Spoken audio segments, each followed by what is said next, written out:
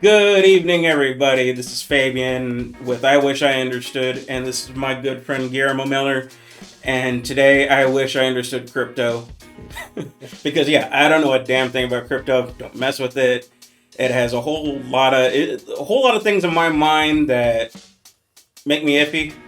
Kind of make me that old man, just kind of not trusting technology-ish. But I brought him on for that very reason, and just to continue on with the financial education episode run that I have going here. And take it away. How you doing? I'm doing good. Thank you for inviting me and making time today, Fabian. Yeah, of course. Thank you for taking it. Yeah. So when we met a few years ago, you were doing crypto education, and obviously because of the world and everything that's going on, it's gotten more vital.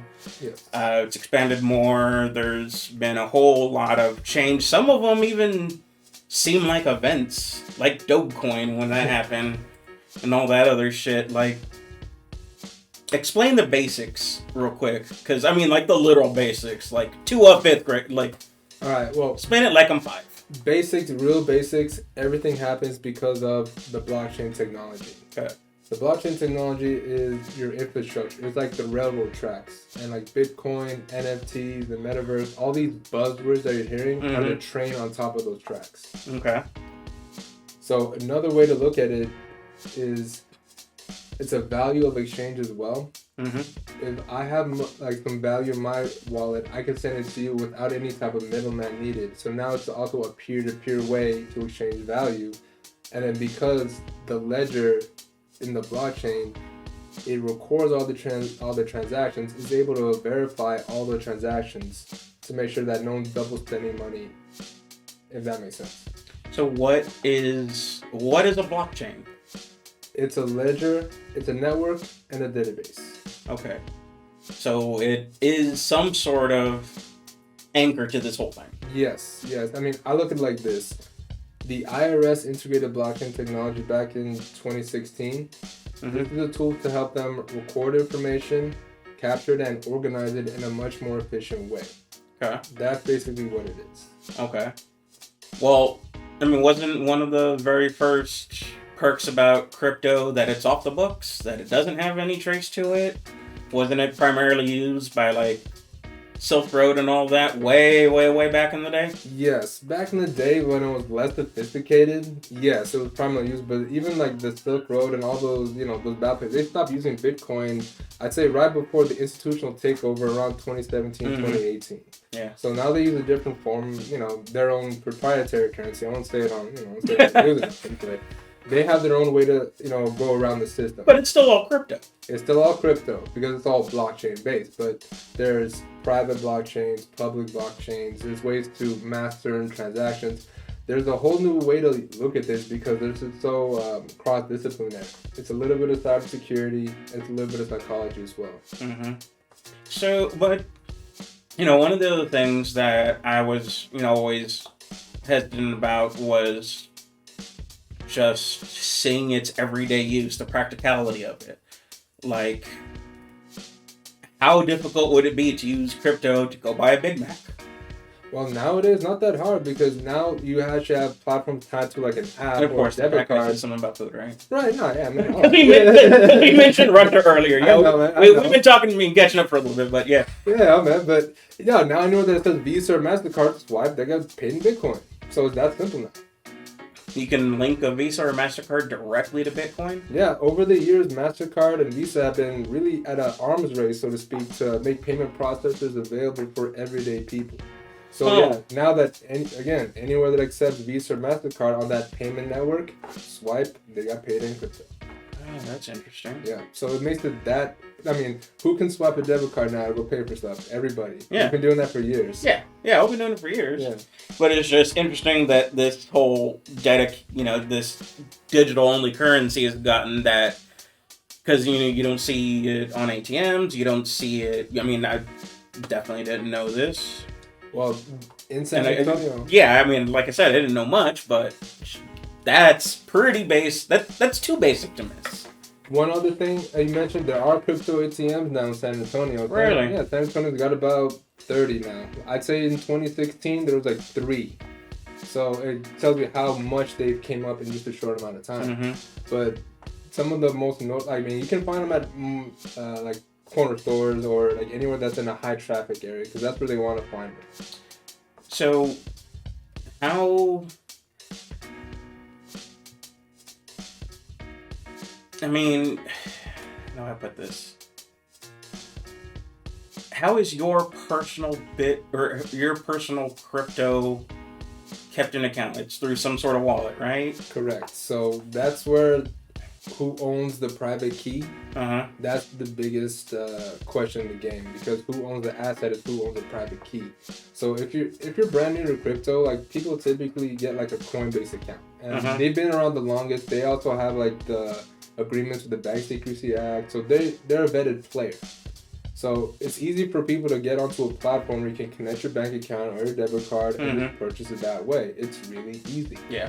But some certain non-custodial accounts or accounts that aren't connected to a centralized authority, you're the bank now. You have more responsibility, and making sure that you keep your private key, your private information safe, so that if anyone tries to either hack or steal your funds, they won't be able to do so. Or if you have a physical copy of your private key, you have it somewhere safe, so no one can just steal it and take your money from you.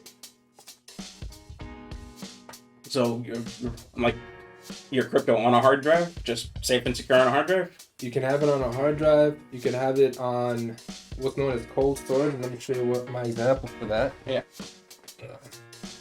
This is one of my favorite examples for cold storage, and I brought it here just to show you today. Crypto parts. So so this little QR code right here.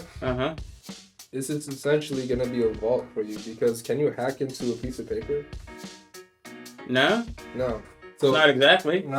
So there's layers of securities you can include, whether they're online storage, offline storage, through like a device called a Trezor, which is like a USB you can put into your computer. There are a multitude of options. It's just more of how deep you want to get with your security. Okay, well, when you're doing all the security with the crypto and I guess getting it off grid or out of a wallet and I guess stashing it on paper. Yeah. And that's what happens to the value?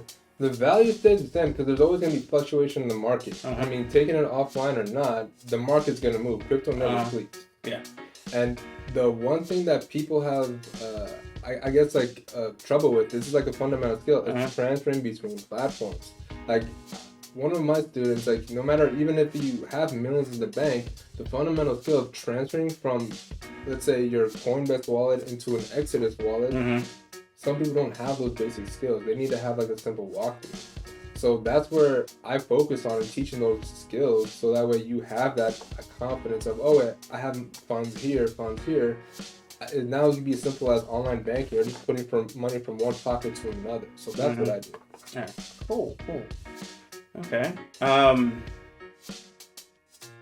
Just thought this question just kind of left my mind. No, it's all good, man. I mean, it's a big topic, because it's a huge topic, because shift in paradigm, new form of economics. Yeah, I mean, what drives the market? Biggest thing is gonna be hype. Right. So just like Wall Street speculation. Speculation and hype. I mean, me personally, my vision is so long term in this game. Like, one dip in the market, one big up is not gonna phase me too much. I know I'm in this. I'm playing the game for 10 years plus. I mean, my goal is to outlive my portfolio so I can pass it down to my kids. That's my goal. But again, not everyone has the foresight to plan in this market. And it's going back to my financial days. It's like people spend money emotionally than justify it logically, and that's where they get wrecked in this game, because they want to go to the 12-foot end of the pool without knowing how to swim. Yeah. And that's where a lot of people lose money, get frustrated, and they don't have the confidence to continue. Yep. And just learning how many people don't know the basics, and the basics of this and the basic of everything else. It's just an alarming number of us are about to hit some real truths, you know? Yeah. But like anything else, man, it's learning a new skill. Like, did you know how to use a bank the first time you open a bank account? No. It's the same idea. Yeah. It's having that sit down to learn a new skill. So how do you deal with, your crypto changing value so constantly? What do you do for any sort of stabilization. Like, I wake up in the morning with $50 in my account. It'll still be $50 when I go to sleep. Right. Well, one way to do it, stable. For the most part. I mean, that's a different conversation. I mean, you say, like, your habits, man. You know what I'm saying? No, that inflation, everything going on right now. Oh yeah, like my 7% or 21%, really. Yeah, no shit. But yeah, I mean, like, how constantly you can monitor it just to make sure it's stable. Well, the one answer to that question is stable coins, which are the value of $1.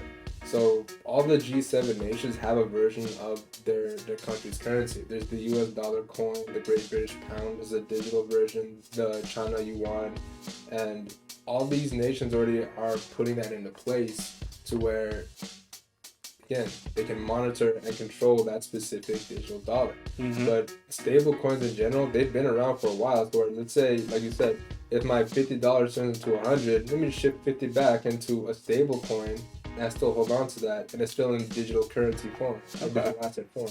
Okay, cool. Because I've never, I mean, I've tried to learn. I've tried to, look into it. I have a little bit, but never heard of a stable coin either. So, hey, that's what it's about. That's what it's about. I mean, ask you a question though, man. I mean, why Bitcoin and why now for you? If you're ever curious about it, why now? Why is now the time to get into Bitcoin from your perspective?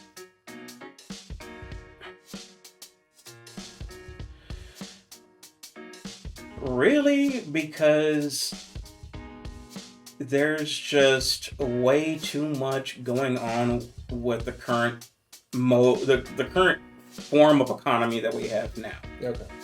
It really feels like something big is gonna happen. Like we're in for another depression. We're in for another, great. I mean, yeah, we talked about earlier G7 summit. They talk about this great reset, this great economic reset over and over and over again. And these are the people that we bring up when we like to spout conspiracy theories. I mean, these are the top 1% of the world people talking about these things, running scenarios, running simulations, seeing how devastating it'll be. The more secure you can make your assets, the better. Yeah, it's sovereignty and self-reliance. I mean, just like you mentioned, we've grown up in a generation where we've grown up to be workers, not rich and independent thinkers. Yeah. Yeah, where we were raised by, especially if you're, Gen X, older millennial, we were raised by very different people. Yeah. Very different mentalities when it comes to finances. In some cases it's not even discussed. For some it's a pipe dream, just to have anything. But, a lot of people in our generation have been doing a lot better with money, with just entrepreneurial spirit, with seeing past mistakes. Yeah, seeing past mistakes, creating things that were never there before. Exactly.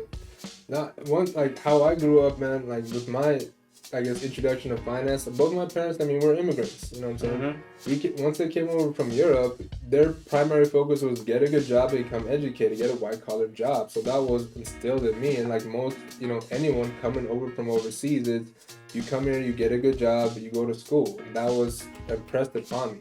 I mean, I value education, thoroughly, because education changed my life. But education is also a great equalizer. Yeah, it is. And I was looking up statistics. I was poking around on some of our information site, and there's this statistic that only 6 out of 50 states require financial education. Oh man, it's not as clear cut as that. There are 6 states that absolutely require the course. There are some states that require it to be included in other courses. And then there are some states that require require it to be offered. and then there are the states that actually put it to the test, like make it part of standardized testing. Yeah. And almost none of it lines up. Yeah, because I mean, America's so regionalized though, man. Like, if you like, no, it's not. It's not even that. It's not even regionalized. Yeah. There are 5 states that currently do it. The rest are in the future. There are only 5 states that currently do it, and they're like Alabama, Ohio. Alabama teaches financial literacy? Yeah. Oh, okay. The 50th state in overall education. I'm not gonna say that, but no. Like statistically, yes. Statistically, yes. And then pure numbers. They're also a leader in cybersecurity. Really? Yeah. Huh. Yeah. That's weird. So they're the least educated, but they're educated very, very specifically? I mean, look those military bases they got on that area too, man. That's a lot of what has to do with it. I mean, that's true. Same with us. Yeah. Why are we a cybersecurity city? Yeah. All the bases, yeah. Yeah. So I think that's one big part of it, but yeah, they're a leader of the nation in cybersecurity, but 50th in education. Yeah.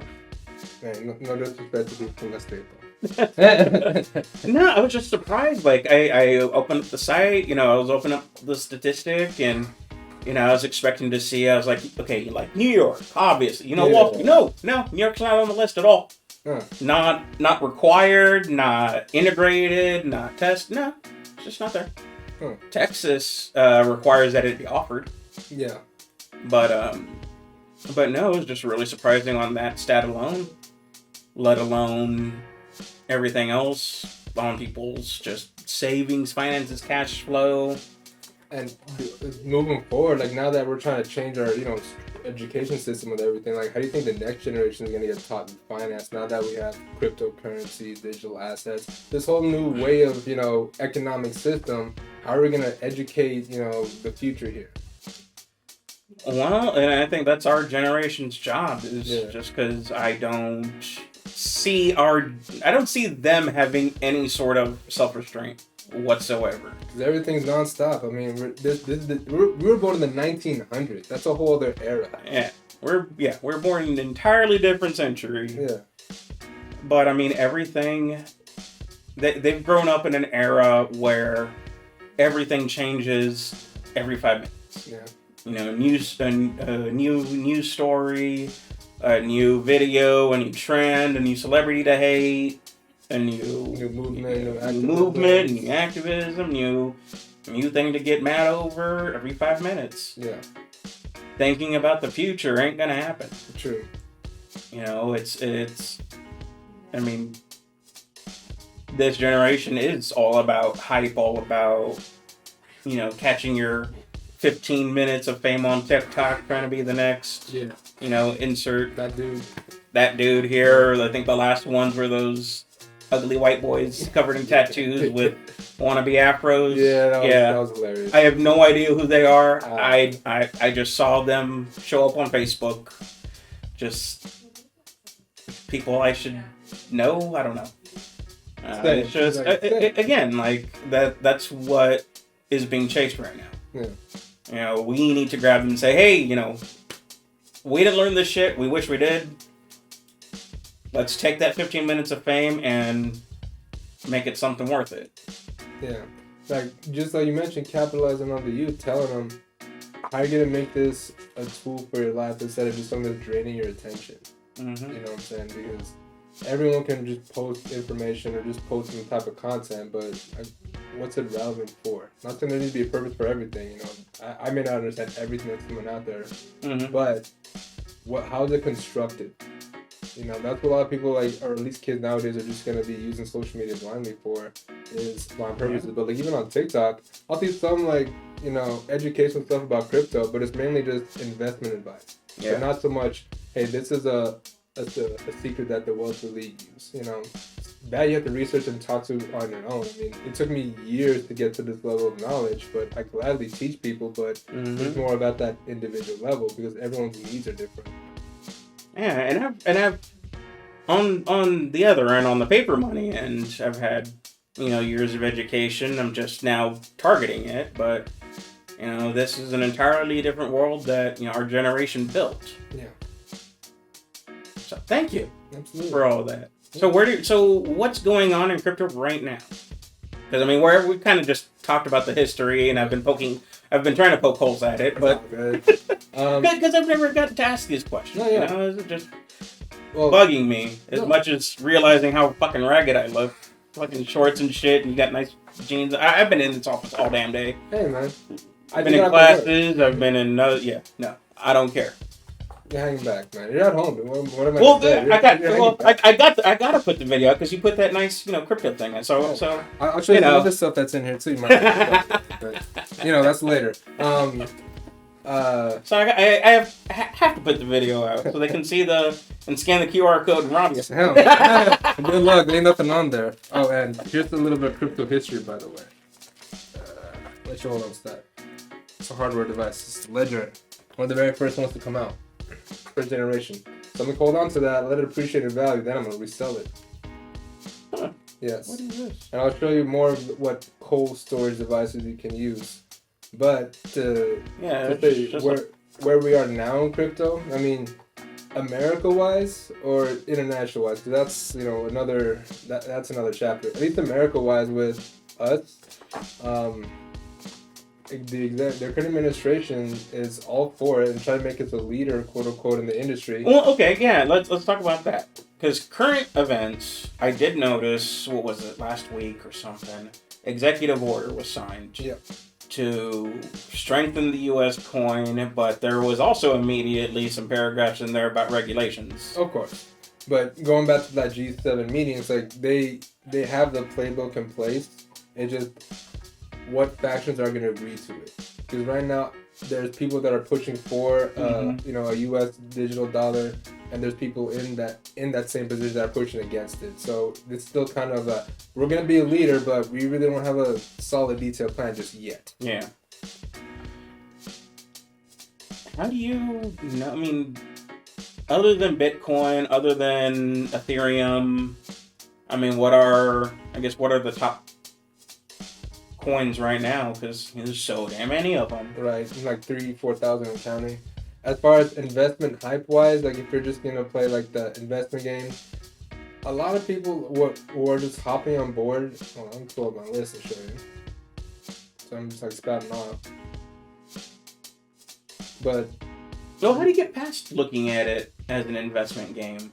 Because I mean that's really it's still really what it looks like. Because, like, you know how the whole fintech industry is finance and tech. Uh-huh. So, yes, people with a high financial literacy, they see it from just a financial perspective.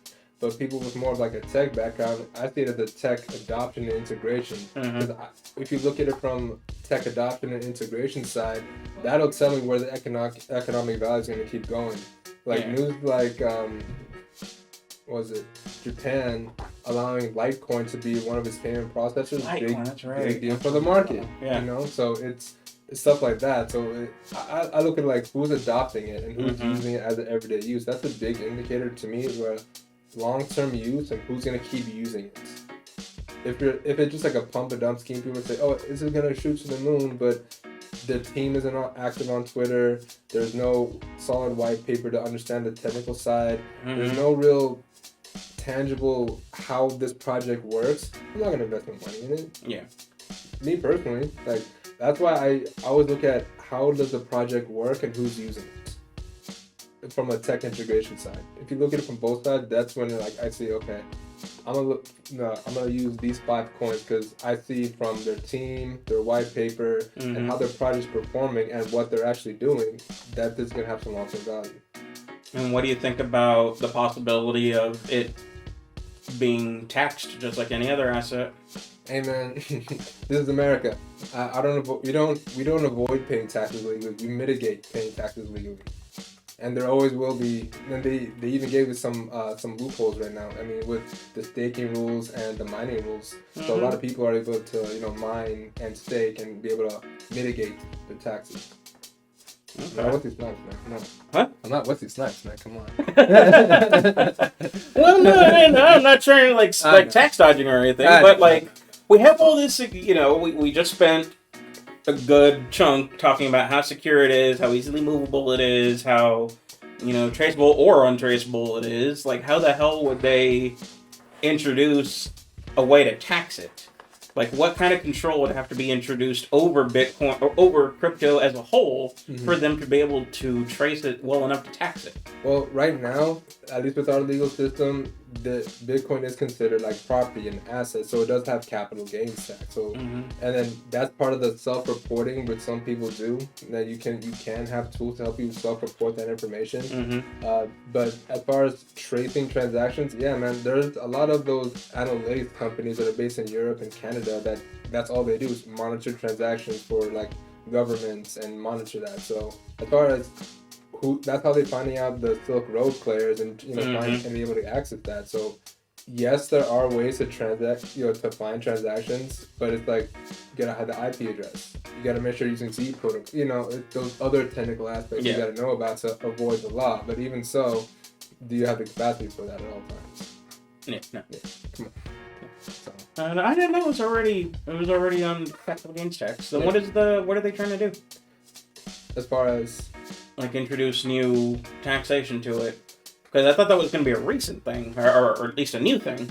Yes and no, because right now, like with the SEC losing the battle against Ripple, that's the other part of it. Are we treating it like a security because of the fact that we're able to exchange it so much and the fluctuation, or should we treat it as an asset?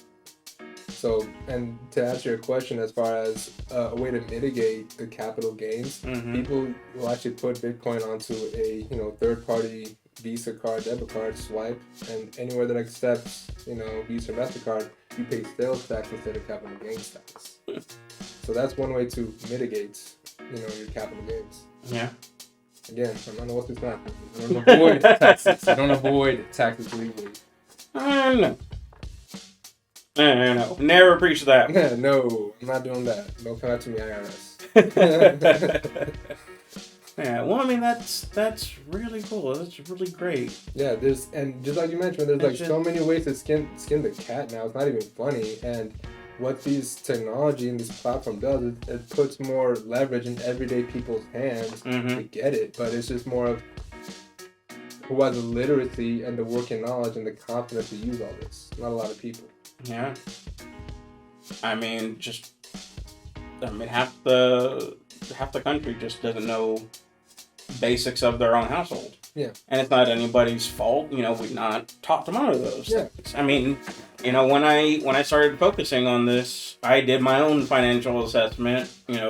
Things got out of hand here with, delivery, Amazon. And yeah, kind of alarming. And once you get on something, you can. Once you get that curtain pulled, you can start looking into where you can invest and where you can look at crypto and where you can look at this kind of space. Yeah. But just going back to the whole financial literacy, how you were taught, and do you value that? Because some people don't get me wrong, some people want to get rich quick, but they don't want to get rich.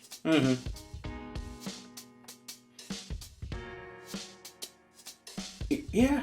That reminds me of an old Chris Rock skit where he's talking about the difference between rich and wealth. Yeah, exactly. Rich and wealthy. Yeah.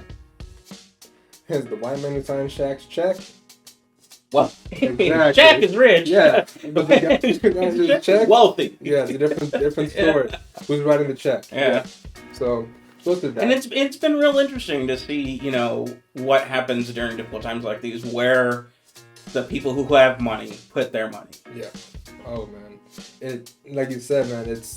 It's the long-term game for the people who are wealthy and lead with their crypto. It's 10 years plus. I'm not selling this. I'm never selling this. I'm going to leverage this to get OPM, to get more money. Yeah. Yeah, and then some of the other securities that have contracts with banks. And the banks that are integrating blockchain and all that. Yep. But one thing that I see a great need for this type of education too is also in developing nations, people in the Caribbean, South America and all that. Oh, yeah. In like their economy, like where my people are at in Suriname, like one of our dollars is close to 40 of their dollars. Shit. Yeah. And I'm sending my cousin Bitcoin, you know, like $100 of Bitcoin. But imagine $100 for us versus them, different story. Yeah. Yeah. No kidding. Yeah. So it's a way to also, I'm sending value directly to her and teaching her how to use it in her country, so that way I can go buy food or buy this and that if needed. You know. And even in Suriname, she's able to access it and convert it, and damn. Yeah, and it's also kind of that puzzle game too, where like regionally it's also different. Like even in America, like there's certain products and services that aren't available in certain states. Like Washington State won't allow you to download an Exodus wallet because of the partners that use it, not because of the actual software. Weird, right? Yeah. But again, it's also by region. Like even in California, they're cutting out certain exchanges. So people who want to shift cash to Bitcoin from their bank account, they're being cut out because they're no longer being serviced in California. What? See what I'm saying? It's limiting access and control. So that's weird. It's weird, but that's, again, it's like now that I have a peer-to-peer way to do it, I don't need the bank to tell me I can't have money. I can do it myself. Yeah. Order and control. Yeah, damn, that's weird. Weird. Yeah, well, that's why I like the one thing that, the biggest thing that I'm focusing on, which would be fixed index annuities. Yeah. Because those have paper contracts that you can sue the shit out of people over if they do any of that to you. Absolutely.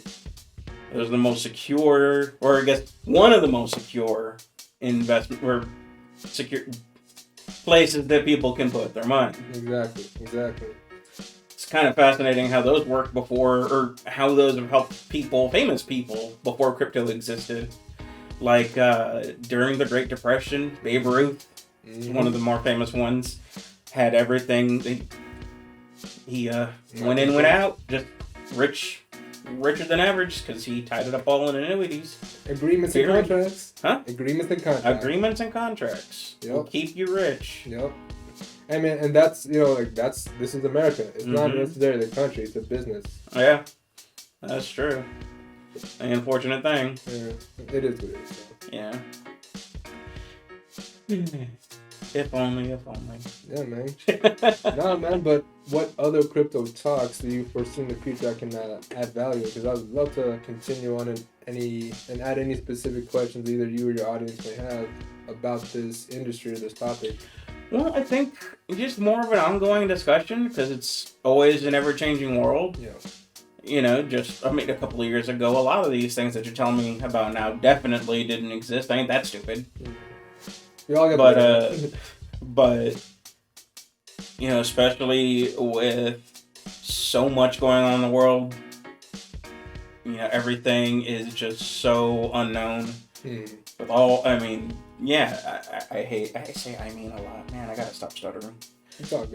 But with speaking, all this inflation, I mean, to ridiculous gas prices. I mean, all these people want to bant and ranter and argue over Facebook, but we're all suffering. And we, you know, one way or another. And we need to know what next to do, because, yeah, shit's going on over there, but we can't lose sight of what's going on in our own house. Absolutely. And the foundation of all of it is money. You know, I can't. The world go around? Yeah. I can't feed my kids with all the hopes in the world that Ukraine and Russia would get along, or Russia would stop being an asshole. Yeah.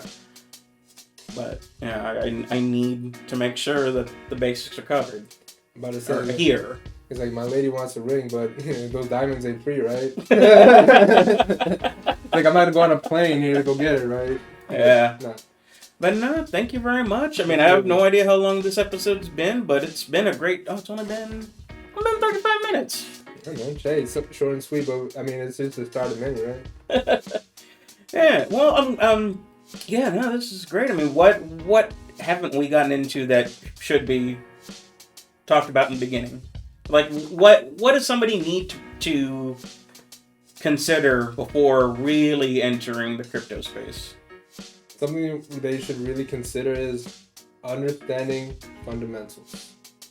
Or make sure you understand the fundamentals, like how to buy, how to store, transferring between platforms. Mm-hmm. Once you're confident with like those basic skills, it'll go up. And then also learning terminology.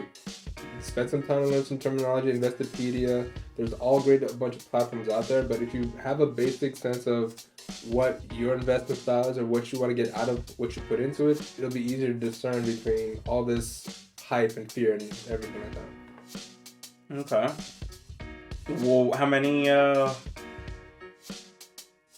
different transfer accounts should somebody have on average?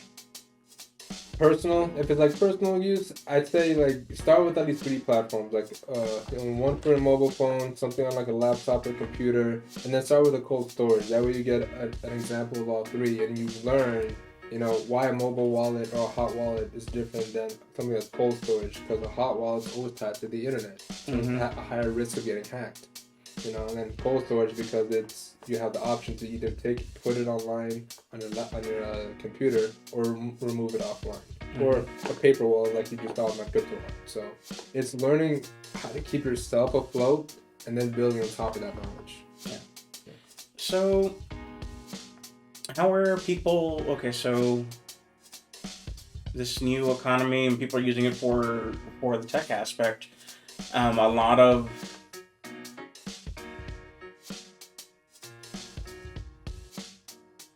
Yeah, it's getting cut out. All that silence right there. No, because I mean, like 7 different questions just try to come out, and really, I just kind of want to know what you kind of want you to expand earlier on that comment you made about crypto's the rails and these are all the trains.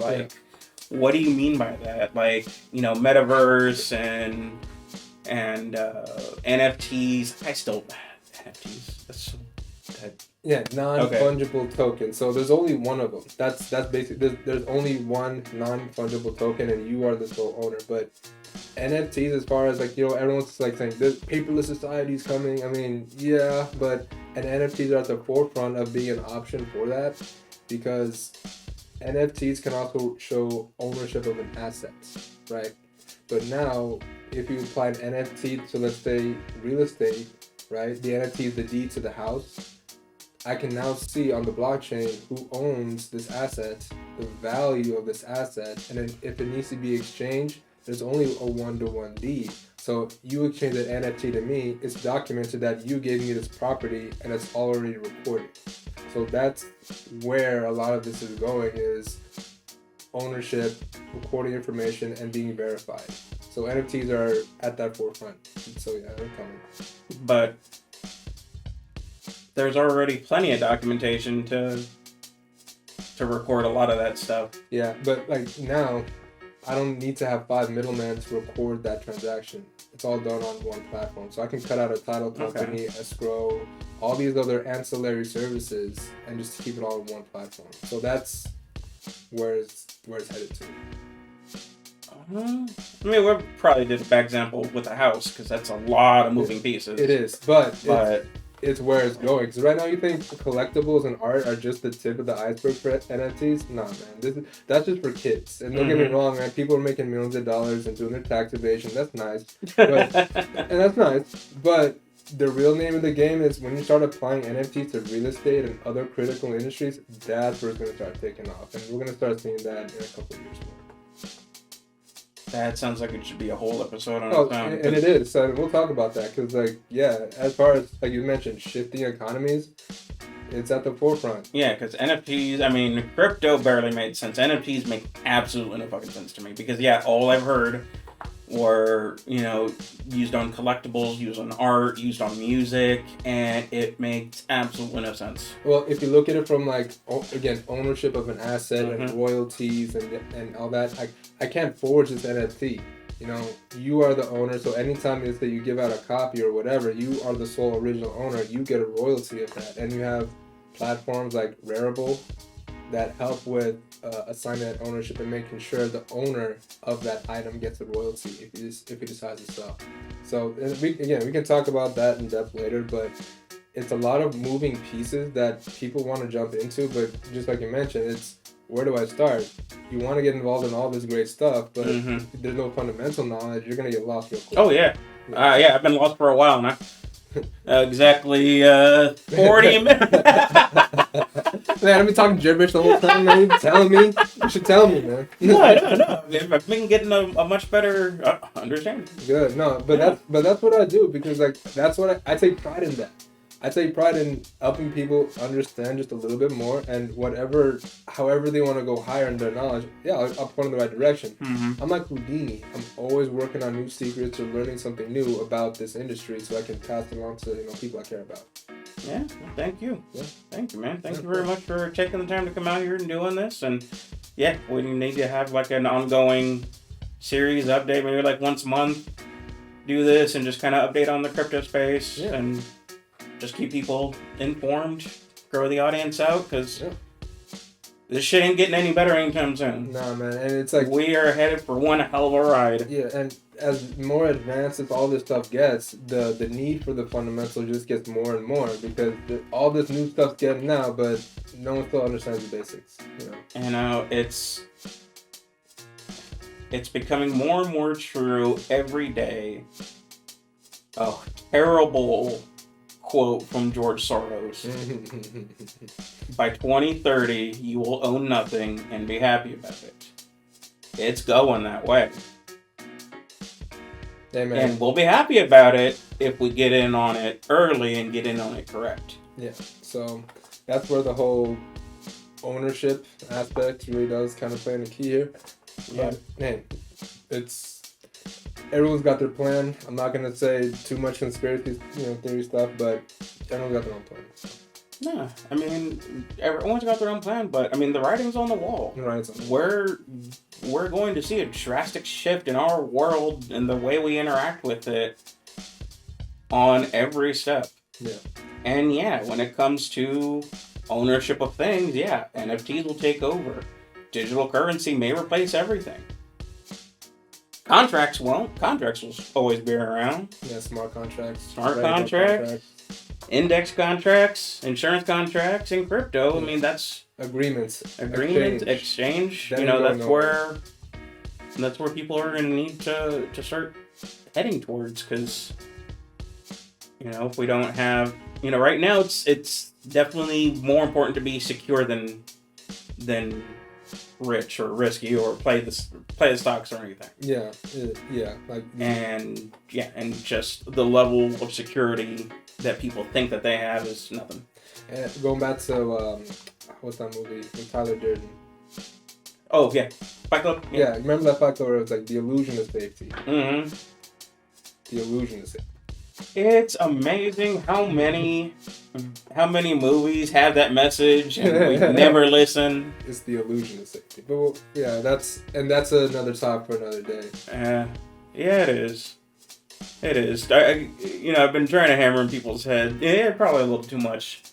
That sleeping baby though, man. It's like I'm not gonna wake up a sleeping baby. They're gonna wake up on their own or not. Right. Bro, I'm not gonna deal with all that. Yeah. Later on, I'm going to make an episode just kind of going in-depth over what my portion of this whole thing is, because, of course, I'm going to have my own episode. Of course. And tie it all nice together and just show people why we need to know just basic information. Well, before you do that episode, let me get a lesson with you.